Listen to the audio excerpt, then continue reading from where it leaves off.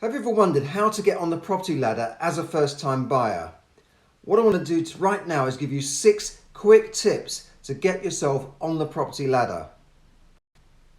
The first tip is to save for a deposit using all the available ISAs and government schemes. Sounds a bit obvious, but have you got a target? Do you know how much you need to save? What percentage of your income you need to save and for how long? Tip number 2 is to build your credit rating. This sounds a bit obvious as well, but it's very, very important that you build your credit rating. There are lots of ways of doing this. Have a credit card, use it, pay it off at once, then you'll build up your points on your credit rating. Never get into debt, never be late paying bills, never be late paying anything because it will ruin your credit rating.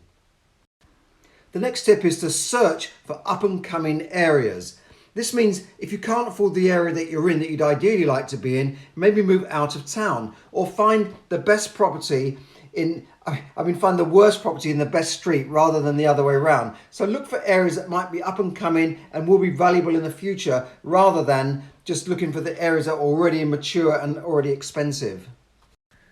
The next tip is to ask a grandparent or a parent to release equity from their home to give you a deposit. Now, a lot of people don't think about this, but you can release equity from a property now and give it to your children and grandchildren. You don't pay payments on it, it rolls up, and then you can give them their inheritance now to then go out and buy the property they need rather than waiting until they die.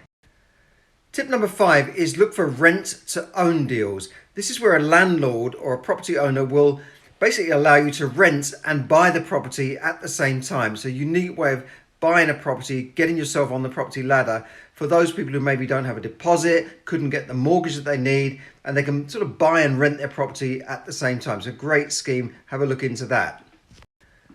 Tip number 6 is consider buying with a friend or doing a JV, a joint venture with somebody. Use other people's money to get yourself into a property. Would somebody finance your property, for instance, if you were going to let a room out and pay them back the money that they owe?